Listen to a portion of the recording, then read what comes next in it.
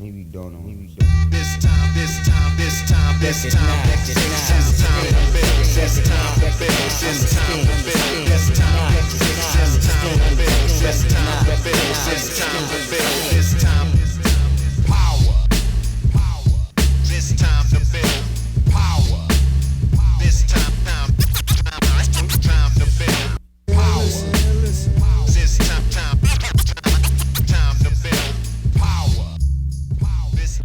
What's up, everybody? I am your host, Chris Hampton. And this is Nate Drolet.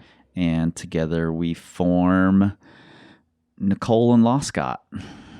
Oh, okay. Yep. Fred Nicole, Clem Loscott, classics. Yeah. Mostly known as... Amazing Boulders. Yeah.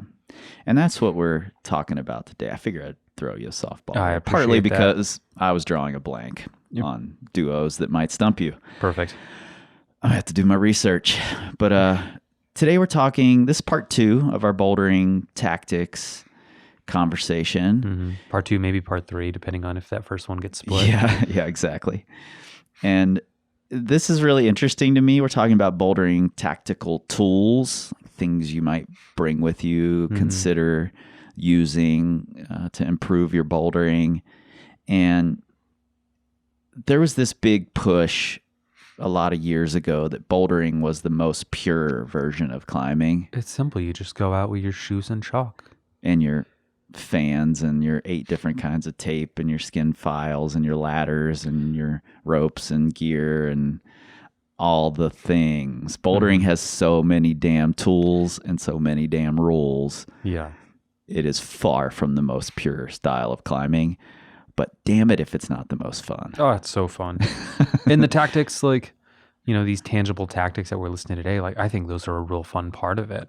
Yeah. Like having your toolkit all set to go. Yeah, totally.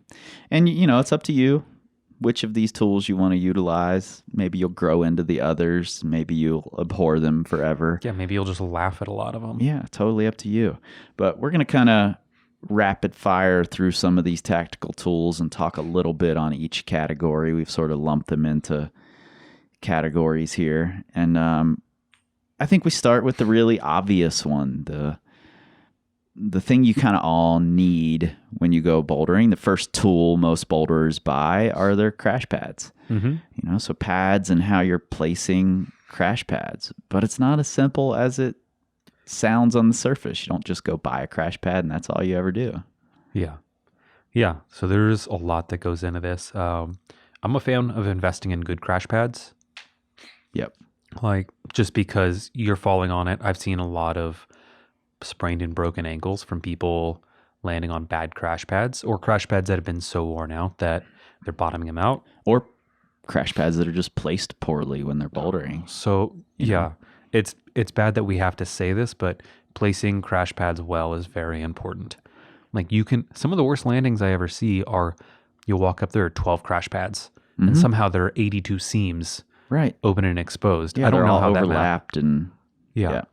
And, you know, the way it should look if you're new to bouldering or if you're new to placing pads with intention, you know, you should try to create a relatively flat, stable surface that the climbers are going to land on. Anticipate the landings, you know, which direction are they going to go?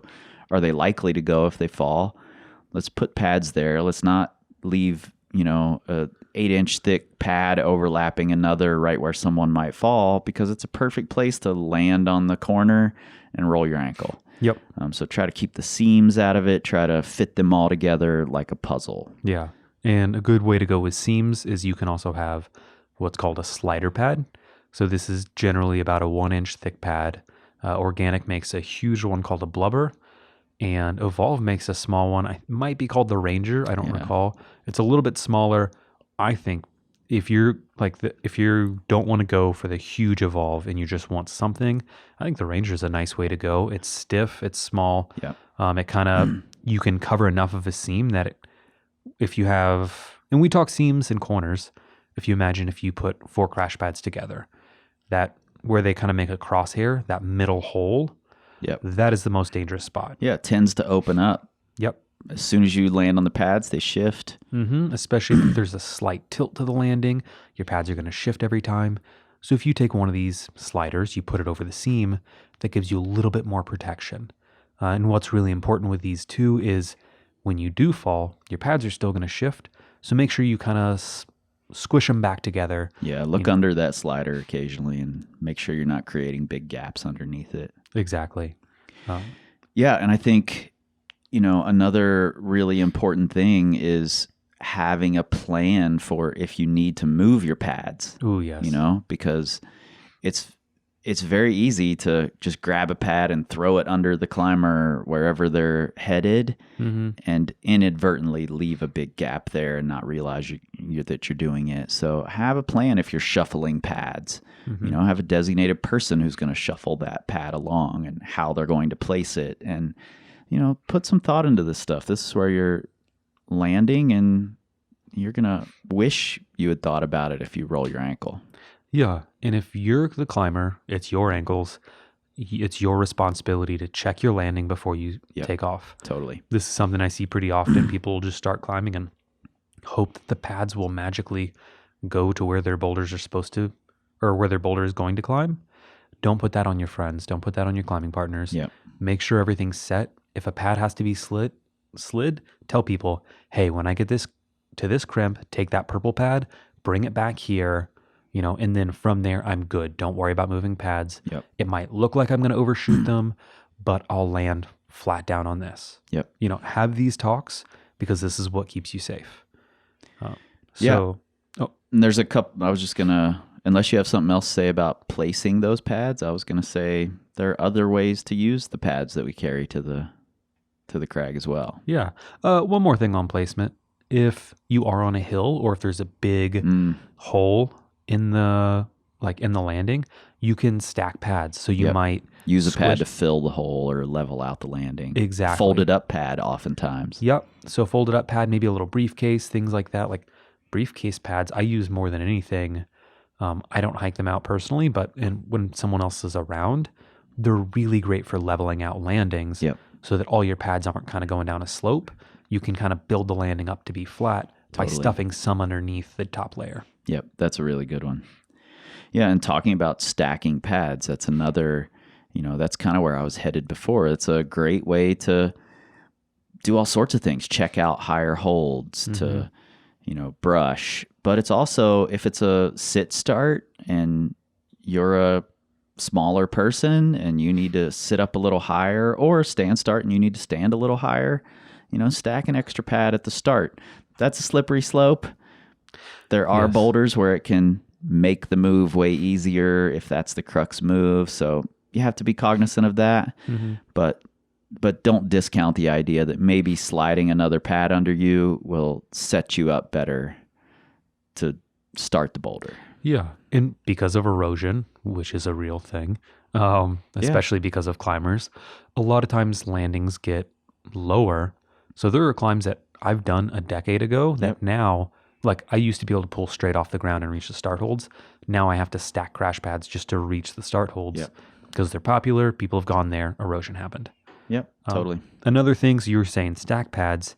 If you're a taller climber or if a boulder starts really low, you can also use a slider. Super thin pad, yep. And that's like those super thin pads are great for dabby sections. So if you're climbing, when a rock rises up and it's easy to dab, or if there's a hard swing, instead of having a full pad, you can have a slider. Yep, totally.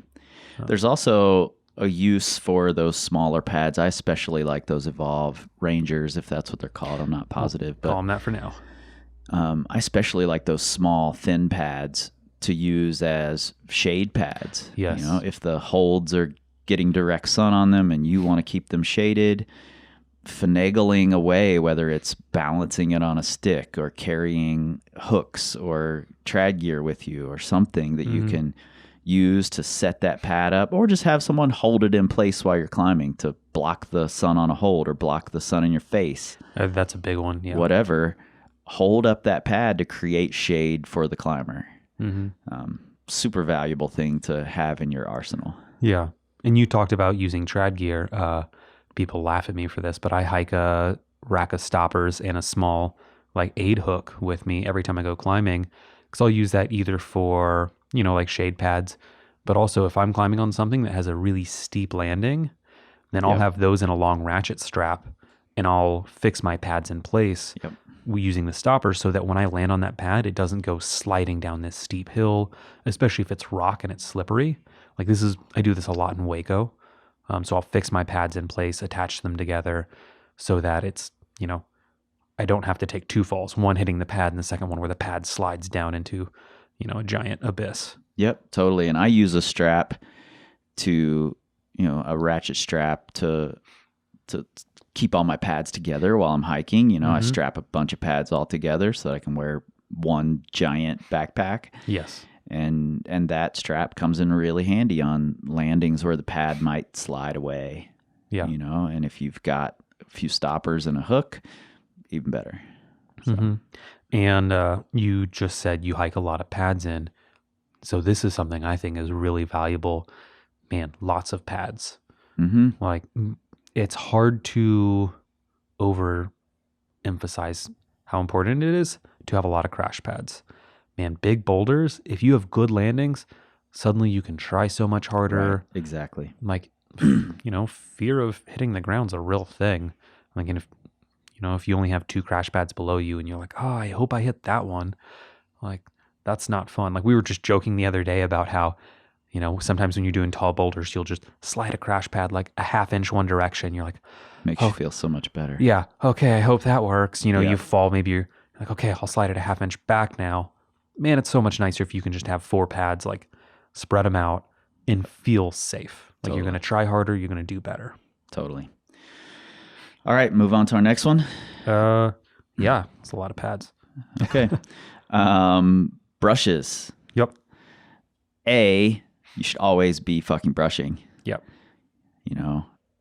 I have a theory, not a theory. I don't have a theory. I would like to know what actually happens when we constantly brush, on different rock types and after people grab it and their skin oils are there. And I would love to know how that actually affects the rock. We think that it makes it better, and I think it probably does, but I would love to know for sure.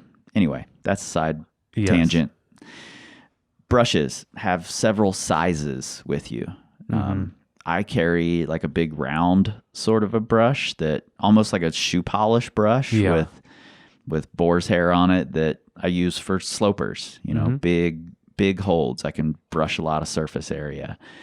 And then I'll also carry some smaller, tiny brushes to get into little slots or little crimps or little pockets or whatever. Yeah.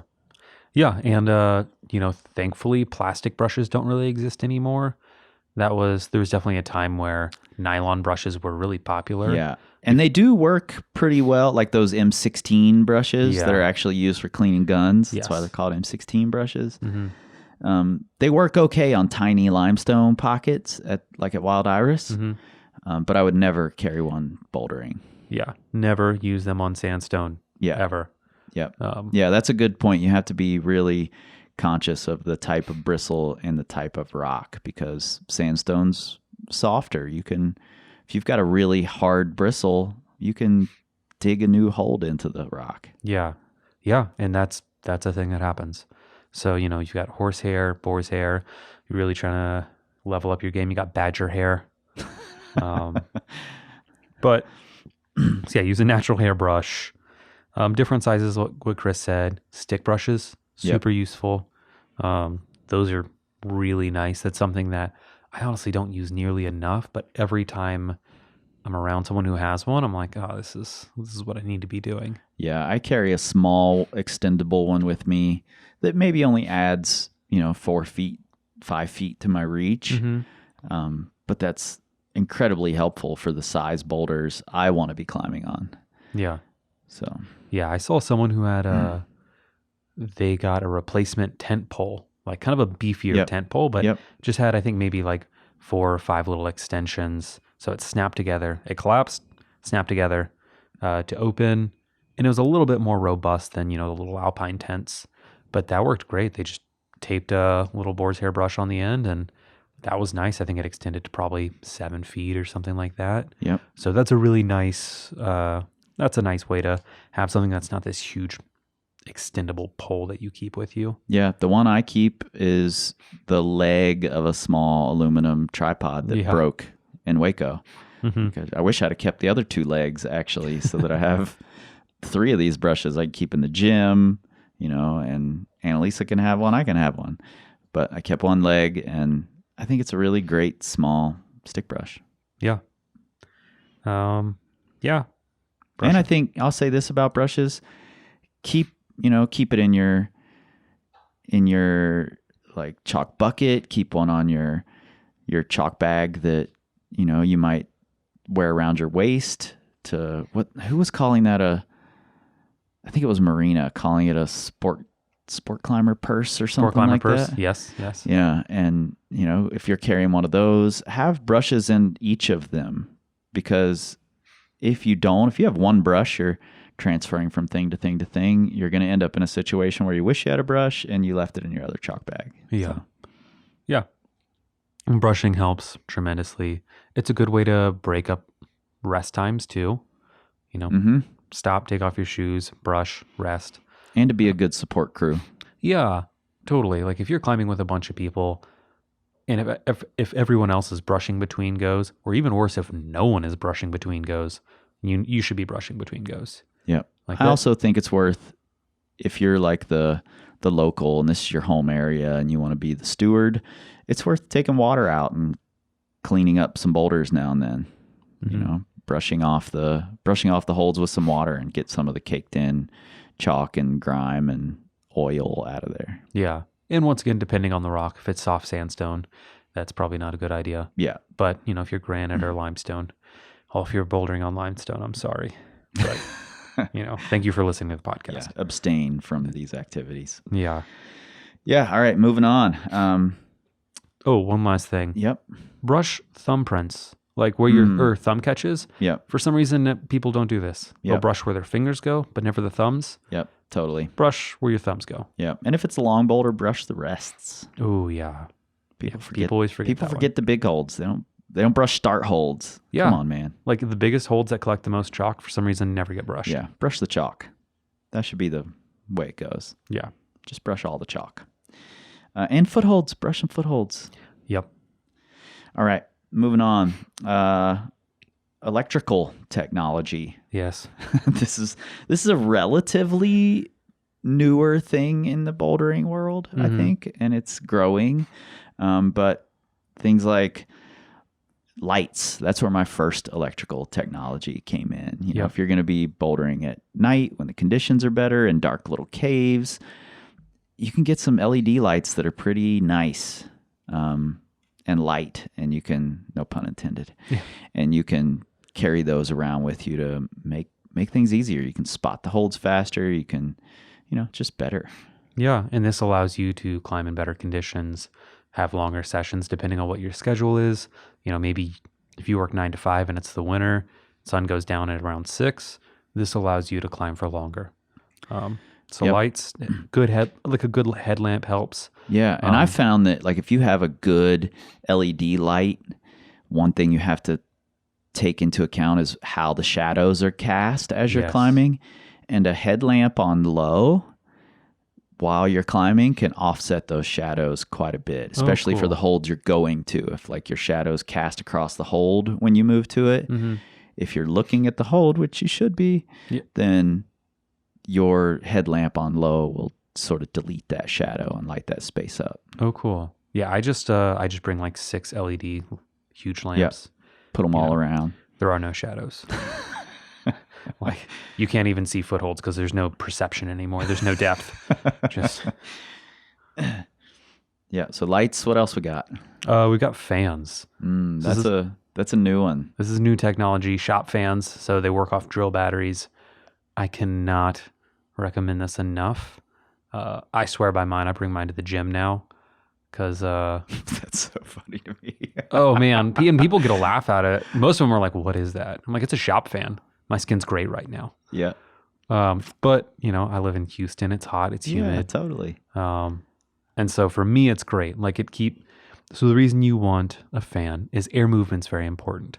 A lot of people don't realize this, but if they don't live somewhere windy, but air movement can offset bad conditions in a very serious way. Helps dry your skin, keeps the holds feeling better. And this helps you sort of supplement that a little bit. So I'll go out, dry my hands before every single go on a boulder once I'm like at that project level for the day. And it's huge. Like my skin, because it's dry, it's going to stay tougher. It's not going to split open. It's not going to cut and slough off as fast. Yep. So and you're not greasing up the boulder. You're not greasing up the boulder. I'm going to get more high quality goes. It's a one-time investment. They're a little expensive, but if you climb outside often enough, it's the other reason I bring it to the gym too, is because I'm like, well, I'm already paid for it. It's a rechargeable battery. Like the only thing stopping me from bringing it in is my ego. So I'm just going to bring it in.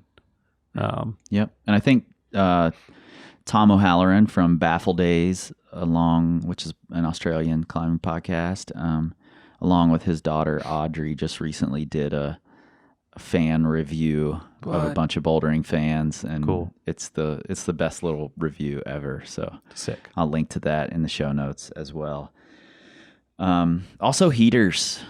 If it's really cold, bring a heater. And frankly, if I'm bouldering, I use the heater less for my hands, to warm up my hands, feet, more to warm up my feet and my shoes. I do the same. I think it's very overlooked that you want shoes that are at a little bit of a malleable temperature. Mm-hmm. They're going to feel better on your feet. They're going to be more sensitive. They're going to conform to the holds a little better. Yeah. So warm up your shoes. Yeah, too cold and it gets stiff and slippery. Yeah, that's a really good one. I will say this. I don't own one. I want one. If you're listening, Black Diamond, send me one. The heated chalk bag. Heated chalk bag. Man, Yeah. I was out climbing with a buddy who had one, and it was cold. It was windy. I was miserable. I was really impressed. Like, I personally don't like to sport climb when it's that cold, and this is more of a sport climbing tactic. Yep. But I was very impressed Could with work it. on long boulders too. High balls when it's really cold and you don't want to numb out up there. Yeah. Give yourself some peace of mind. Yeah. But yeah, I, no sponsorship on that one. Just simply a fan of the electric chalk bag. Yeah, totally. Any other electric technology you use while bouldering? Not that I can think of. I know some people use like little, I can't think of what they're called, the little gauges that are used in humidors. Oh, yeah. That tell you the humidity, the temperature. Oh, I totally forgot about that. All of that. And you also have some little laser that tells you the temperature of the holds. Yes, right? I do. I have a little laser gun. It tells me how warm any object is that I shoot. It's pretty good. I've used that more as a learning tool. Yeah. Like to see how fast walls cool down versus like when they're in the sun and when they get out. Yeah. And it actually, while we're on the topic, one thing that really surprised me is rock itself doesn't cool down that fast. But if the ambient temperature around cools down, it ends up offsetting it a lot more than I would have ever thought. Yeah. Like I definitely thought rock temperature made a much bigger difference, but it turns out just the air temperature and air movement, the amount of wind around you, really makes a massive difference. And this was done in Waco 2 years ago. I had notes and things. But yeah, I was kind of surprised by that. So, but I have a little laser gun that tells me the temperature. Yeah, and I'm fairly late to the technology game, so this is an area I haven't implemented a ton. I also recently saw little personal air conditioners that are battery operated. Yeah, we were talking about this via text, and now I get advertisements on Instagram every day for them. So those might come in handy in the future, though they do add some humidity. And if you're like me and your hands get too dry in the winter or just climbing in the West in general, my hands get pretty dry, might be okay to add a little humidity into the situation along with some cool blowing air. Yeah, I'm calling it right now. The future of rock climbing, people are going to build tents around boulders. Completely. It has probably happened. Hermetically seal them. And they're going to bring in... No COVID allowed. And they're going to bring in portable ACs. Yep. And it could happen. Climate control it. It's going to happen. And dehumidify it. They're going to have a dehumidifier as well. Yes. They're going to have a swamp cooler and a dehumidifier. I don't know. I don't know the science on that one, but All right, moving on with more tools. okay. Working tools. So if you're working on a boulder problem, what tools can help you in working it? One of the early ones, ropes and gear. If you want to Yep. wrap down brush holds, identify holds, tick holds, work it on top rope. Mm-hmm. Bring a short rope, bring a little rack, whatever it is you need to set up that top rope. Yeah.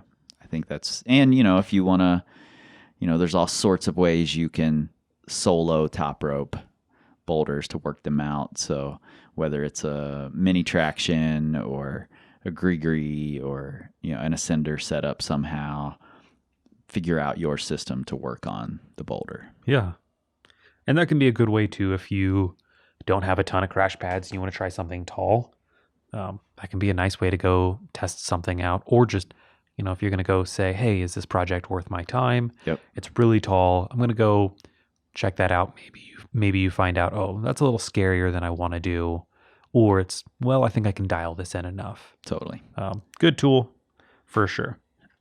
And then there are also other ways to work on the tops of boulders. This is something I have not used myself, but I've definitely considered getting a little collapsible ladder Yeah. that you can just stuff in your crash pad and carry out to the boulders with you. It sounds silly, but man, it's a good one. Justin Silas, who was on the podcast, he only has peripheral vision. He doesn't have vision directly in front of him. And he said, telling us his ladder is like his best tool. He's like, no question. I get up, I feel all the holds, I can feel positions. And I was listening, and I think we were just like sitting eating lunch one day at CWA, and I was like, that actually makes a lot of sense. Like, I'm not blind, but I think I could do that too. It'd be really nice to know exactly where I'm hitting holds. Yeah, totally. The little collapsible ladders are getting pretty nice too. And you see them more and more often in the videos of the hardest boulders out there. Yeah. You'll see a little collapsible ladder in the background that Yep. they've used to work it out. Chalk holds, brush holds, whatever. Yeah. It would pull on from a high start too. Exactly. Like if it's long enough, you can pull on from 10 feet, have your friend pull the ladder out of the way. Yep. Boom. No more punting. Yeah, you can also, if you're not carrying a ladder, we've already mentioned this a little bit, but it's worth mentioning here, stacking pads to pull on higher on a boulder, and then having your spotter move the pads out of the way so that you're not landing on a stack of pads. Yeah. But that's a really helpful tool to skip some of the moves you already know you can do, save the energy, save the skin, work out the higher moves. Mm-hmm. And other tools, these should go without saying, but like tick marks, consider using tick marks. There needs to be a universal way. I think we've talked about this Pointer before. fingers. Tick the pointer finger. Oh. If you're going to use goalposts, fine. Tick where the pointer and the pinky goes. Rookie stripes. But let's stop ticking the middle of the hold. Yeah. Because you don't know exactly where to hit it in that case. So let's all tick the pointer finger. Let's do that. And ticks don't need to be big. Like the way I tick, especially when I'm on sport climbing. At least no bigger than 3 feet. No bigger than 3 feet. We need standards. I think that's roughly a meter. Yeah. For everyone else in the world. Yeah. We're really trying to help you guys out here and do some conversions on the show. Whenever I'm ticking, I'll just chalk my thumb and put a little dot next to a hold. Like it's great for, like if you're doing that for footholds. For handholds, sometimes if it's over a bulge, it needs to be a little longer, but you really don't need huge tick marks. Yeah. And brush them when you're done. Yeah, brush them when you're done. Get rid of them. Also, power spots. Huge. This is, I think, one of the least utilized tools. Like bang for your buck, power spots are so helpful, and I just don't think they're used enough. Yeah, whether it's just pushing you into position so that you can start in one of those like pre-tensioned positions that it's hard to set up in unless you do the setup moves. Power spot might help you start in that position. It can help you learn the path of movement between holds for a move that you can't do just yet. Take a little bit of weight off, little power spot, whether it's lower back or by your shoulder blades, something like that, holding you and helping you through the move. super useful tool that I don't see getting used enough. It can help you with like committing moves. Yep. Like if it's something like you're on a roof, you set a heel hook and you have to throw way behind your head. Yep. I'll see people all the time, and this was me for sure. Like on a boulder in Waco, where I would try this move and I would hesitate every time until finally I had a friend. I was like, "Hey, just take 50 pounds off of me." Yep. Like, and I went back and reached, and I was like, "Okay." I was like, "Okay, now take like 5 pounds off of me." Did the same thing, and then actually, what I did next was I stacked like 3 pads below me, and so I intentionally just a little bit. Yeah, and I intentionally just whiffed it. I was like, I'm going to take the back splat, took it, and I was like, oh, okay. Took the pads, never missed the move again. Yep. Because I just knew I could go confidently. Yep. I had a similar situation on a V11 I did last spring. That the first move was scary to me because I didn't want to fall with that heel in that wasn't going to come out. Yeah. It was an insecure hold I was going to, and I had to get a power spot the first few tries just so I knew the position, knew where I was going, knew I would get there, and then I just never missed the move. Yeah. In our first part of this series, in part 1, I talked about Western Gold and tactics of going out there, and power spotting, I think, was the reason I was able to do that boulder in a session. I was out with a buddy, and you pretty much pull on from head height. That's around where the start hold is. And there are a lot of slopers that are just really unique. Like they have these kind of subtle dimples and waves through them. And every time I would climb, I'd hit them differently. So at a certain point, I was like, hey, like I was climbing with Buddy Drexel. I was like, can you just boost me up? I'm going to take time and like find where every single subtlety is. Totally. And, he boosted me for maybe 20, 30 seconds. Like, and I mean, I was still like holding some of my weight. But yeah, I found all the subtleties. Suddenly I was linking through, falling on like the last move. Yep. Like, and that was for me massive. Like, I don't know if I would have found those subtleties and been able to really pick out what was what nearly as quickly. It might have taken me another hour, and I probably would have been too tired to send the boulder. Yep. For sure. Underutilized. Use it. Moving on, video. I guess this is an electrical technology we could have talked about. I was thinking that, but it's on its own kind of. Yeah.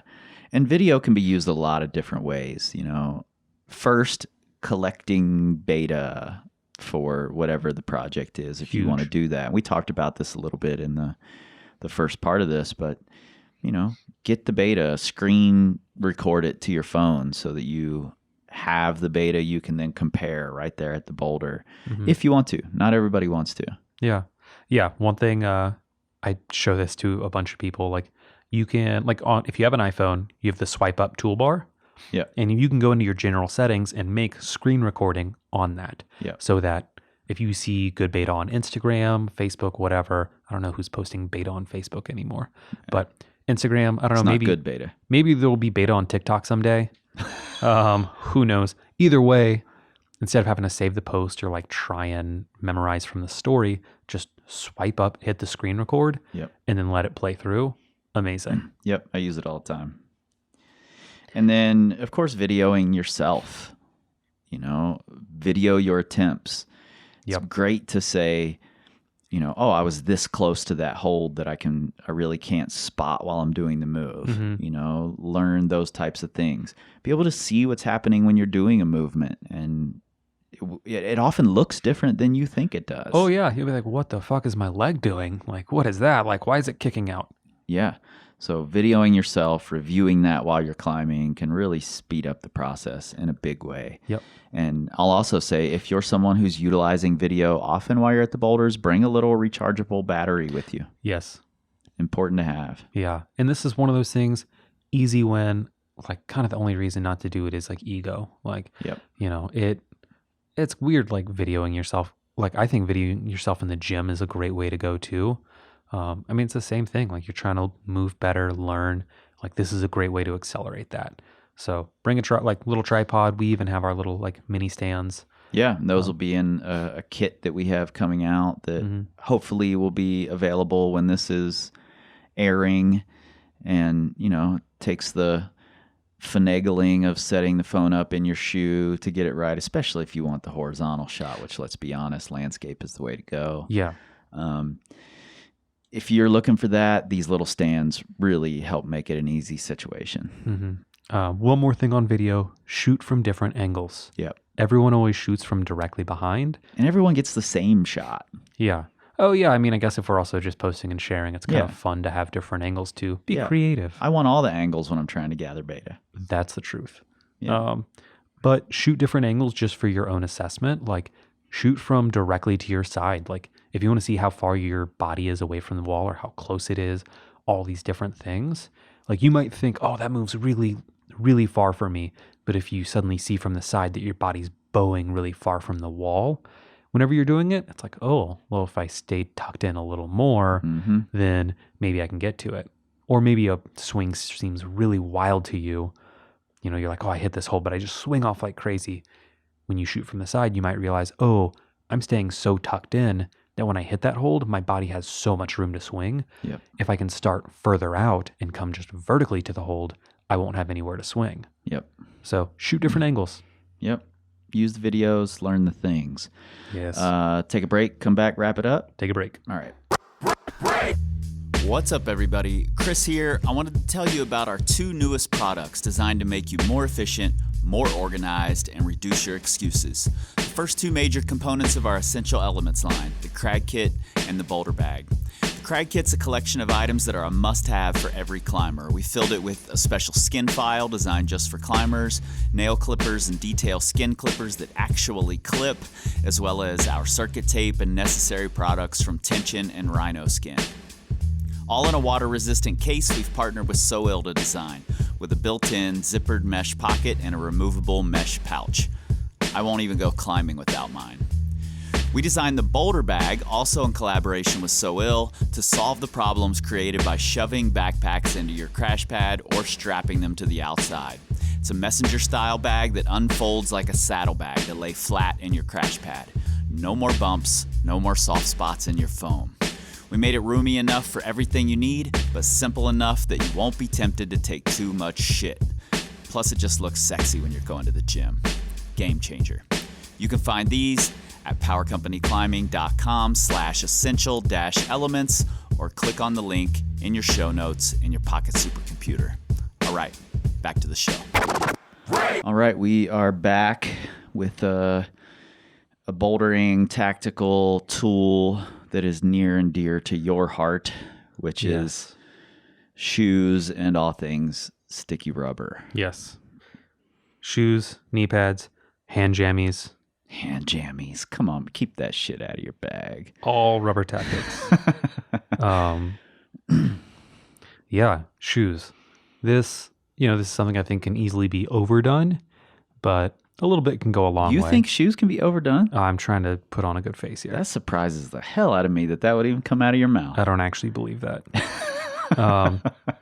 So generally speaking with shoes, I think it's good to have just your normal daily workhorse, like something that's comfortable that you can do most things in. But no shoe is perfect. Like, I've always laughed at shoe reviews that are like, oh, this is great for smearing and toe hooking and heel hooking and edges and steep climbs and slabs. It's like, no, it's not. Like, there's no such thing.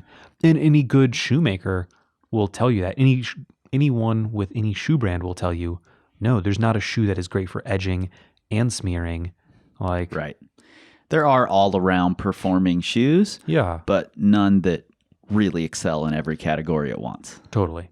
Yeah. And so I think having a workhorse that is good in most things, maybe it lends itself to your particular style. Like if you're really heel hook dominant, maybe your shoe isn't the best at toeing in, but it's really good for heels. Yeah. And the same thing, like if you're really just like good at toeing in and you like toeing in like sideways, like koala feet, like Chris likes to say, then maybe you have a shoe that's more asymmetrical and toe dominant. Yeah. Like big toe dominant. So you find a good, and hopefully it's kind of a robust shoe too. So, it lasts you a while. So that's going to be your daily workhorse. And then from there, you kind of expand out. So you want to make sure you have something that can heel hook well, that can toe hook well if these are things you need to do. Maybe a softer shoe, and then like a stiffer shoe, like something for when you are going to climb hard technical boulders or just stand on tiny little edges that you can pop this on. So rather than saying, oh, I need a shoe that can do everything, you have your one shoe that does most things, like 90% of things well. Yep. And then like I used to have a really stiff lace-up shoe. I maybe pulled it out 10 times a year max. Yep. I mean, that shoe lasted me like 4 years because of it. Mm-hmm. So it can seem weird to have a lot of shoes, but 3-4 pairs total. Like I think that can really make you really well-rounded for all different situations. Yeah. In reality, Nate carries one of those like over your closet door shoe caddies that holds 42 pairs of shoes. Nate carries that when he goes bouldering. Facts. Yeah. Shoe for every situation. How often have you worn 2 different shoes for a boulder? Oh, I mean, how often have I gone bouldering? Like, yeah. Yeah. I haven't done it a ton. But as I've gotten into harder boulders, I've gone that direction more and more because I'm finding that, for instance, when I did the Giving Tree, I had found beta that I could use that you kind of throw this ninja kick into a toe hook that made the finish far more, what's the word I'm looking for? Consistent for me. I could do it way better than I could do the heel hook version. And I had recently started using the Evolve Phantoms. Yep. And I really liked the heel on them. It's a more sensitive heel. For the first move of the boulder, I could do that move more consistent with that heel. But then the finish, I needed a toe hook, and I don't toe hook in the Phantoms as well as I do in the Agros. Yeah. So I had this like mental battle of I really want the heel for the first move, but I really want the toe for the finish move. Yeah. So I just had to decide where do I want to compromise. And I ended up wearing an Agro on my right foot, a Phantom on my left, so that I still had the toe I like on the Phantom and the toe hook that I like for the Agro. Yeah. And I think you have to make those decisions when you're getting into harder and harder boulders for you. Yeah, it's and it can seem silly, and it can feel like making an excuse of like, oh, I can't do this because of my shoe. But I mean, it's true. Like there are some shoes that are just really, really good at heel hooking. Yep. And not much else. And that's fine. Like there are boulders that if you can just heel hook really well, you can do the whole boulder. Yep. Like totally. Everything else doesn't really matter. Yep. And the other sticky rubber piece of technology that we have has recently been, I mean, the game has been changed by Send climbing, frankly.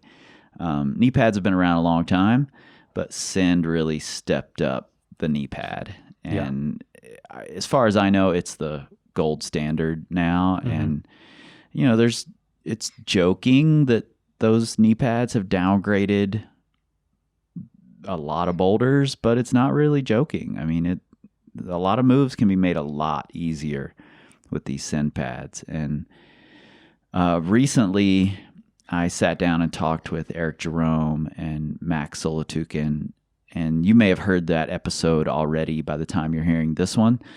But Max mentions his current project needs 3 knee pads. And I was like, you only have 2 knees. Yeah. Explain to me how that works, And he's stacking knee pads to get a bigger Shindex. All 3 on one leg. Yeah, exactly.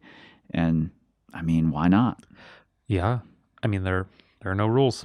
Like, and knee pads I think are a good way to go. I really like the Send, like the ones that you can kind of strap on over your blue jeans versus like a slide-on pad. Yep. Slide-ons can be nice for sport climbing, but you end up having to like kind of duct tape them.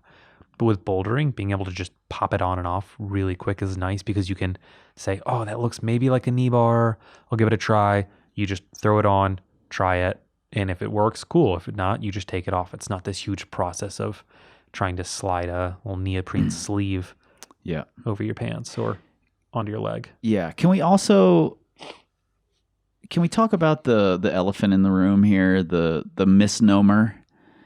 Because they're not actually knee pads. Oh, yeah. I see a lot of people who think that knee bars actually involve your knee. Yeah, like they think it's supposed to be on the very end of your leg, like on the top of your patella, sort of. Yeah. Well, it's actually a thigh pad, Yes. and don't get trapped into wearing it one specific way. I did a boulder this spring that I wore it 100% on the inside of my thigh. Yeah. And used it just to clamp down, like some Thigh Master shit on this boulder. And that allowed me to do a move that I found really, really hard before. So, don't be trapped into the one way, but send climbing, if you're listening, I think we should take the initiative to call these things thigh pads. Thigh pads. Let's just go a step further. They're the Thigh Masters. Thigh Masters, totally. Yeah, knee pads, man, they've changed the game, whether you like it or not. Yeah, and I'll say this as well about the sticky rubber components here. Clean your rubber. Oh, how did it? Like, yes, don't just walk through the dirt and then step on. It's not only going to decrease your performance, it's also going to get dirt all over the footholds. Yeah. And shout out to Tension Climbing because they recently released a shoe spray. Our crag kits that we've mentioned have a tension shoe spray sample in them. So give that stuff a try. I'm a skeptic of all things. I'm like, I can vouch for this. There are no better things made. And you were with me on the Giving Tree one day. I couldn't get the heel to stick. Yeah. I was like, I guess I'll try this tension shoe spray that doesn't actually work. Yeah. And I sprayed my heel. I followed Will's instructions, cleaned it off. Heel stuck first try. Yeah. And like, every damn try it. after. Now I believe, So I keep a little bottle of it with me. Yeah. Clean the rubber off. What did they say it does? I almost said delaminates, but that's not what it does. I have a word in my head, but it's got to be wrong, so I don't know. It de-somethings the rubber. Yeah, it deoxidizes? Let's go with that. Oh, God. I don't think that's the word, but yeah, let's it's go definitely with that. definitely wrong. But it makes it feel like new. That sticky Yeah. feeling that your rubber has when it's new, it's fresh out of the box, feels just like that. Yeah. But as an absolute minimum, wipe off your shoes. Yeah, totally. I can't say this enough. Like, clean your shoes well. Like, that is, you can put so much more weight through your feet than through your hands. And people are so diligent about how they want to take care of their hands and their skin. They want to train their fingers to be really strong. Yeah. And then they just go fucking sauntering through the mud up to their boulder. Yeah. I will tackle a motherfucker if you walk up to the boulder I'm trying through the mud. Yeah. You're not getting on. Wipe off your shoes. All right. Speaking of taking care of your skin, that is our next category, skin tools. This includes all the files, clippers, all the things you would use for your skin. What do you carry? I carry a file. I carry a clipper as well, kind of like a straight edge one. I use both of those. And I mean, I guess my fan is kind of for my skin as well. Yeah, totally. Yeah, as far as like what I carry out, that's the bulk of it for me. And so, Chris, why would I need fingernail clippers or a file for my skin?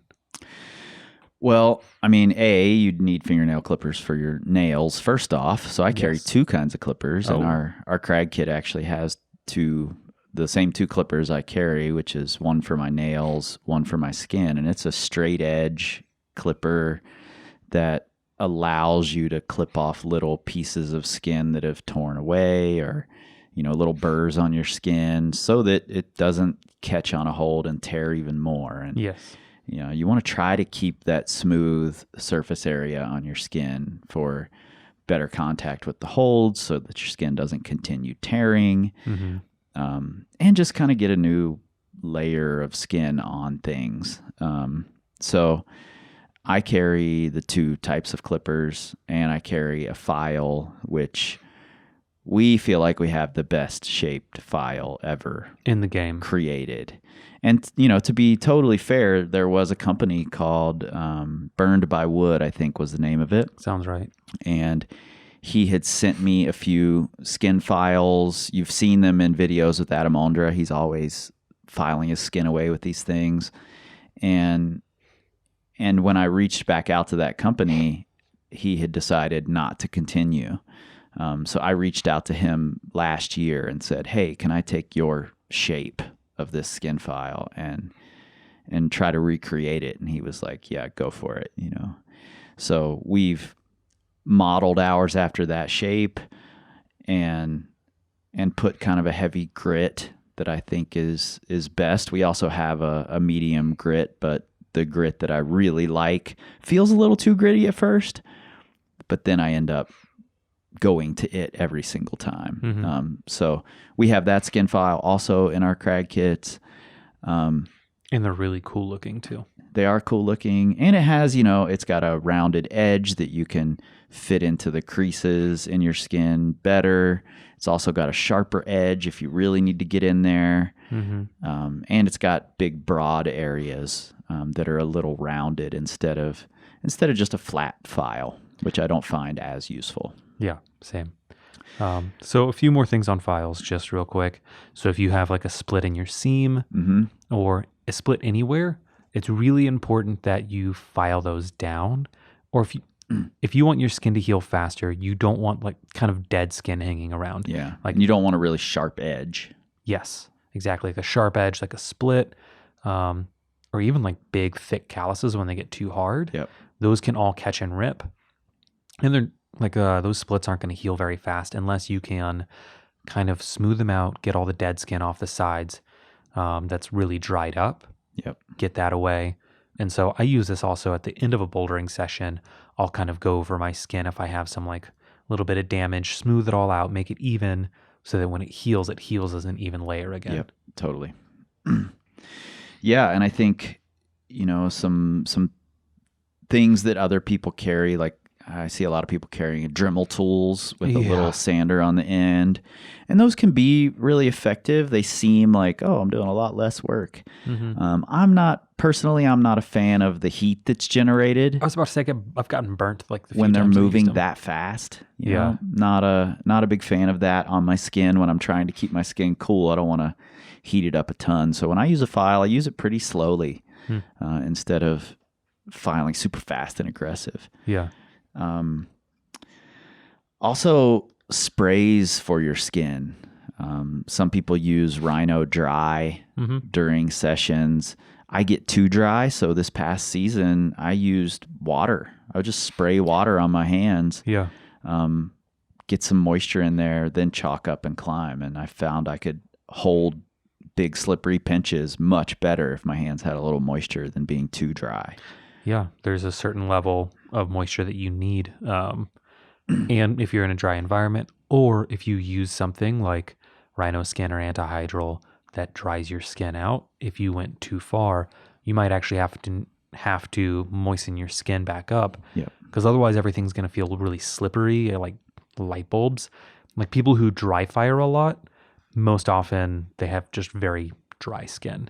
Yep, totally. So yeah, those are really big. Another one is liquid chalk. Oh yeah, Like yeah. if you're doing a really long boulder, or if you're going to, like honestly, I like using it to start my day. So before I start warming up, I'll put some on, and it feels like it just kind of gets me a starting coat. But yeah, liquid chalk, or what is it? Like strong grip, tight grip. Never used it. Chris Lindner was sponsored by it because I remember all these like goofy ads in climbing magazines, but it's like a hand antiperspirant, and it's not chalk based at all. But you put it on, let it dry for a little bit, and then you can chalk over it. And I've found that works. I prefer it for sport climbing because with bouldering, I feel like your contact points are so small, like in your fingertips, that it kind of rubs through. But with sport climbing, it's fantastic. Like I feel like, especially like lower in my hands for jugs and stuff, keeps my hands really just good and dry and tacky for at least for the first 3-4 pitches of the day. Cool. Yeah, I've never used that stuff. Also sunscreen. I mean, if you're in a place where you're going to be baked and you're one of those people who doesn't boulder in the shade, which I don't know why you'd be one of those people. Boulder in the shade. But sunscreen, and let's think about spray sunscreens instead of slathering it on with your hands and then jumping onto a boulder. Yeah. Not a good idea. Spray sunscreens are definitely the way to go if you're going to be carrying sunscreen to the crag, or bug spray for that matter. Yeah. And if you're hell-bent on using like a lotion, use something like, I saw someone they were using, I don't know, it was like a paper towels or like a plastic bag or something to apply it on. It seemed like a big mess, but hey, if that's your thing, like go that way. But basically what we're trying to say is don't let lotion touch your hands. Yeah. Because then that's going to get on the rock, and that's while you're climbing. Yeah. Yeah. Yeah. If you're like at home and you're about to go out, sure, lather up, wash your hands, and then go. But yeah, and use it in the evenings, some sort of a skin moisturizing, repairing thing. I think it can be super helpful. Yeah. I like using something before I go to bed to kind of help my skin heal a little bit faster. No longer on suntan lotions, but just general lotion. Like anytime I hop out of the shower, I put something on my skin. Yep, totally. Sort of a subcategory of skin tools is tape. Oh, yeah. It's not all tapes are created equal. Definitely not. We sell a tape called circuit tape that's also in the crag kits, and it's a cohesive tape, whereas a lot of tapes are adhesive. Works differently, works for different things. I use it a lot when I'm bouldering and at the crag, whether it's to save my skin on a sharp hold when I'm just working out moves. I'm already chalked up, and my hands, I don't want to clean them, apply adhesive tape, and then I just want to throw something on to try a move, a gnarly finger lock or something like that. Yeah, I'll use circuit tape pretty often. So what does cohesive mean? Cohesive just means it sticks to itself instead of to your skin. And the tape that we use was developed, I believe, in World War I. It might have been World War II. I have that info on the site, specifically because adhesive tape wasn't sticking in the battlefields. So they developed this cohesive tape that sticks to itself and can work over dirty, grimy skin. Yep. Dirt, sweat, all those things. Yeah. So I use it all the time. It doesn't slide when you're sweating like some adhesive tapes do. Yeah. And I think it has its place, where adhesive tape also has its place. Yeah. I was skeptical the first time I saw it. I was like, I don't know. But, and especially once I figured out how to apply it well. Yeah, I think that's the important part. Yeah, I became a big fan. And it's really big if you ever get flappers, or if you ever get like hot spots on your toes or something. The nice thing is, because it sticks to itself and it doesn't stick to your skin, when you go to pull it off, you're not pulling away that extra skin. Right. Like you're not tearing at that open cut. So I'm a huge fan for that. Yeah, and like I said, that's in our crag kits, as well as the tension adhesive tape, the thin cut adhesive tape. And I know from talking to Will that they've spent a lot of time finding the right adhesive for this tape, and I was skeptical of it, like I am of everything. It sounds like in this episode I'm only skeptical of tension since it was their shoe spray last, but I've used their thin tape a number of times, and it's the stickiest tape I've ever used. I've never used Leuco tape, so I can't speak to that. But I've heard enough stories of people pulling skin off with Leuco tape that I'm a little wary of it. And I've used the tension thin adhesive tape to great effect. So yeah. And for anyone so you said not all tape is made equally. I will go a step further and say not all tape is applied equally. Totally. There are people who try and climb with tape and they're like, yeah, I don't know how anyone does it.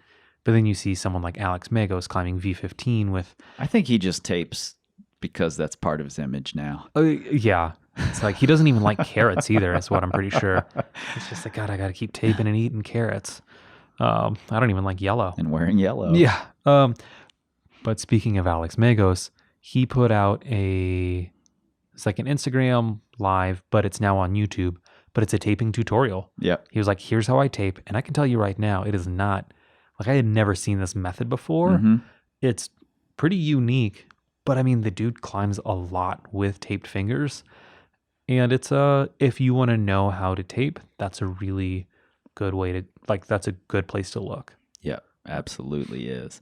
And, experiment with different ways that work for you. And Yeah. different widths of tape work for different Yep. size fingers and for different applications. If I'm going to go crack climbing, I'm not going to use 1/4 inch wide tape to make tape gloves out of, Totally. I'm going to carry full width athletic tape for Yep. that.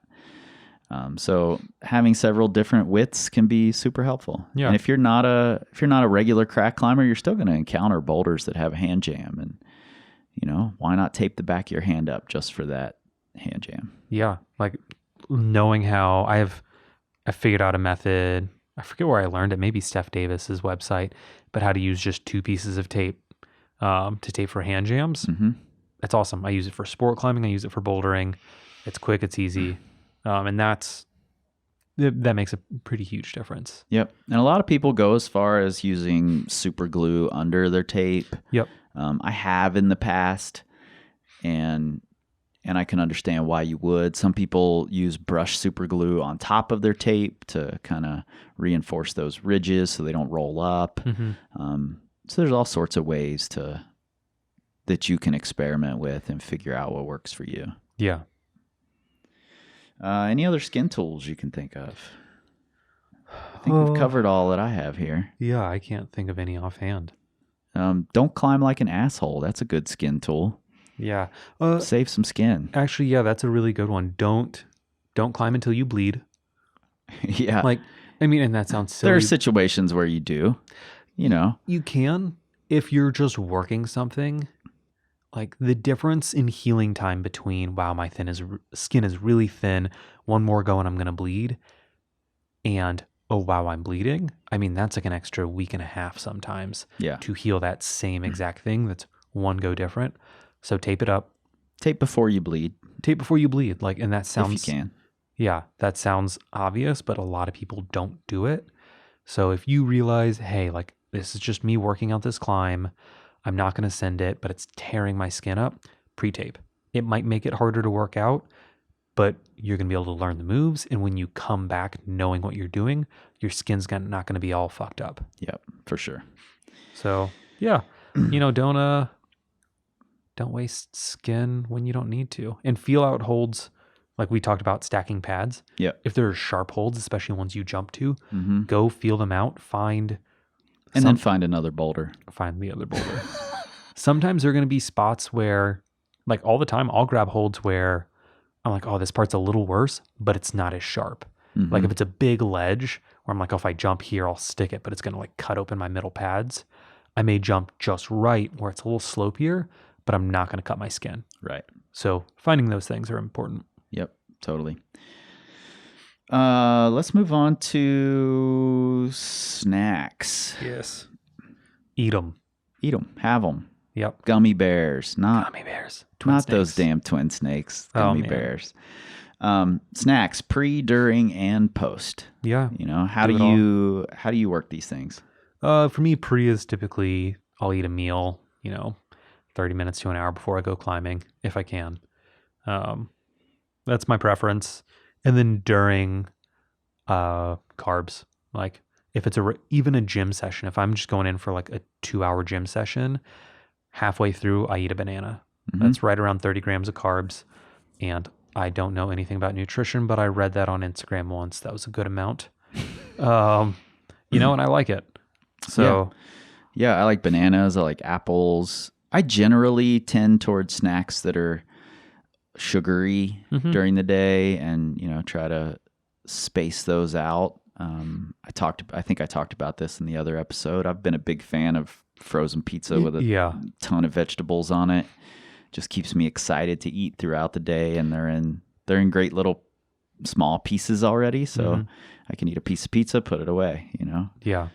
Yeah, that's one thing that I realized early on, like when I started doing the Triple Crown competitions in the South. Like I used to never bring food with me to go climbing, and especially not in the gym. But I would go to the Triple Crowns and I'd be like, okay, I really want to stack my odds. I'm going to bring water, make sure I'll probably bring like a protein drink so I can sip on that. And then I'm going to have just a bunch of snacks that I can eat through the day.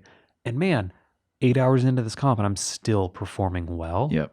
And it took me a long time to be like, oh, that's right. Like what if I just ate like that all the time? Made sure that my body was never tanking and hitting empty during climbing or training. Mm-hmm. Yeah, I like nuts as well. Nuts are something that I never bring, but I'm always glad when Annalisa does. Yeah. I love snacking on nuts throughout the day. I'll add here as well, if you've got snacks that are greasy, oily, just, try to be careful not to grab a handful of greasy peanuts or whatever and then throw them in your mouth and jump right on the boulder. Make sure you're cleaning your hands off if you're eating greasy things before you go climbing again. Yeah. I know people who bring bottles of spray alcohol just for after they eat so that their hands get clean. For sure. Think about these things, people. Yeah. So eat food. I mean, I think for a lot of people, that's the biggest win is just eat. Yeah. And I'll add hydration in there too. Yeah. Plenty of water. Yep. I love Gnarly Hydrate because it makes me want to go drink my water. It's so delicious. Yeah. Yeah. So think about those things. What about warm-up tools? Ooh, so many. What do you bring most of the time when you're bouldering? Either a flashboard or a tension block. Something from tension. Yeah. Doesn't matter what it might, maybe just a campus rung. I don't know. I'll swing it around. I'm not skeptical of these either. Yeah. I used to always use the flashboard. I sometimes just use the block too. Something I can use to warm up my fingers. I like those a lot. For a long time, I was just reminded of this. I used to always have a big gallon jug with a solid screw top on it. And I would do the equivalent of, I pretty much do like sandbag exercises, like chops and stuff to get my core warm. Yep. Especially when be bouldering when it's in the 30s. I would do that. And so it'd be a part of my warm up. And it's just kind of fun and goofing around. But things like that, anything that kind of help keep you warm. I'm not against bands. Like some people, if they want them, I'll do that for my hips sometimes. Yep. If I want a little extra warm up, I find, and we were talking about this, some climbing is just really leg intensive. Totally. And if you want to do some extra leg warm ups, that's great.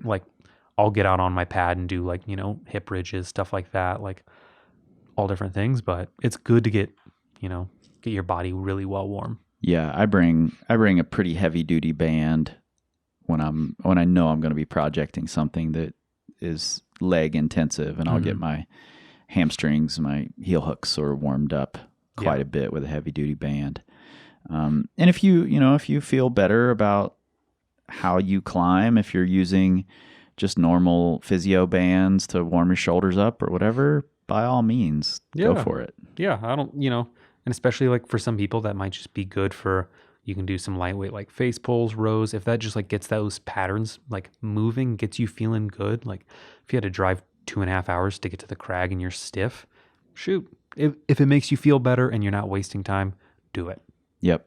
I'll also say, and I think we mentioned this in our tactics episode, part 1, that the end of your boulder, the beginning of your boulder can also be a great warm-up tool. Yeah. If you don't have perfect warm-ups around, And even if you do, I like to warm up on parts of my project. So keep those in mind, that those do exist. And if you have a spray wall at home and the boulders are close to you, if you have anything at home, use those as a warm-up tool. I love to go get my fingers warm by hanging, or get my heels warm get my hamstrings warm by doing heel hook boulders on my spray wall before I head out to the boulders. Yeah. That's such a more effective session for me than going out and trying to warm up on V3 to jump on my V10 project.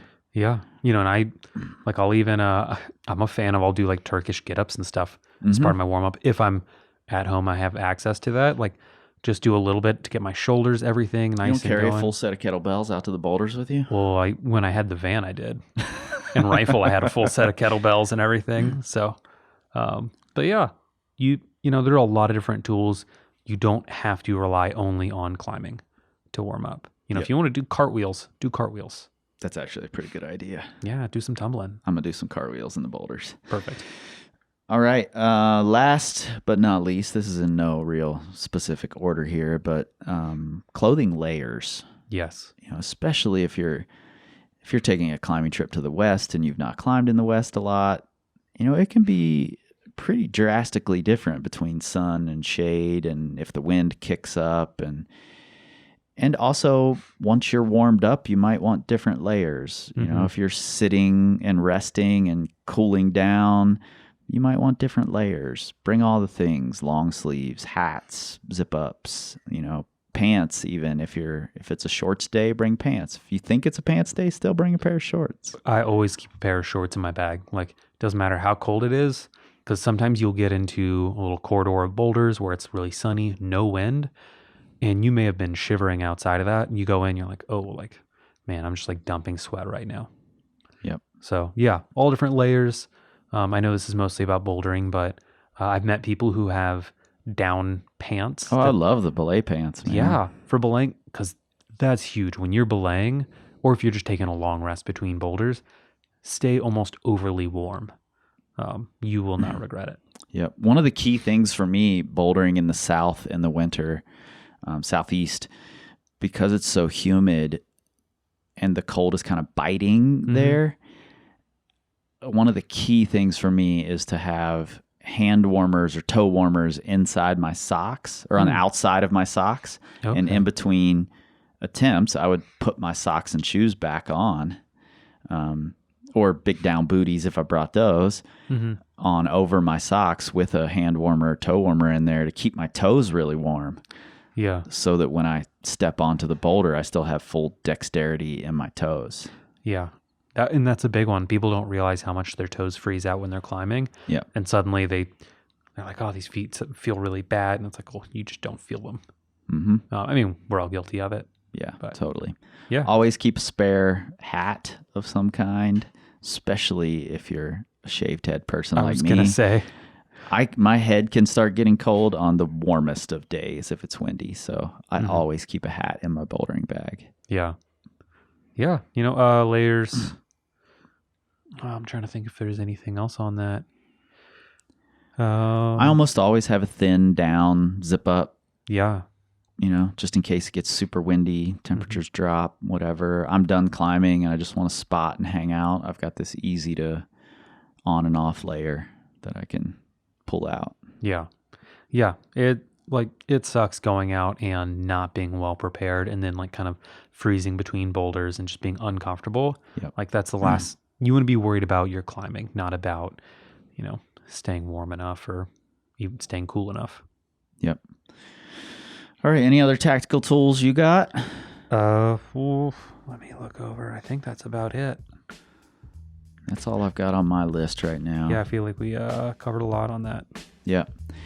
And I think, ideally you're hearing this and we have our crag kits out and ready. We also have a bouldering bag that we've been working on that fits nicely in your crash pad. Oh, Can fit all of these things. What were you going to say? I was going to say one other thing about crash pads. If you want to make your crash pads last longer, be careful about how you stuff things into them. Yeah. If you have a big bulbous bag and you stuff it in, it's going to deform the foam. Yep. So you either want things to lay Foam will very get flat. soft spots in it. Yeah. You either want things to lay very flat and open, or you want it strapped to the outside. Yep. And so that was kind of the impetus for designing the bouldering bag how it is. Yep. I like to have things in my pad, so we created a bouldering bag that opens up like a saddle bag, lays flat, has lots of pockets, some reinforced and stiffer than others for things like phones or battery chargers, things like that. And, ideally that's out right now as well. And we've got a list on the website, which is linked right there in your show notes in your pocket supercomputer to a lot of our favorite things here: LED lights, fans, things like that. So check out that list. Get it for your favorite boulderer, which is probably you, for Christmas. And, share it on the social medias. At the Facebook, you can tag us in it at Power Company Climbing. Same on the Instagram. Tag us there. Definitely tweet. What's it called when you send a lot of tweets? Is there a word for that? I was hoping you had a dad joke for this. Do the tweeters have a word for that? I don't know if they do. And the reason I don't know is because we don't tweet. We scream like eagles. This time,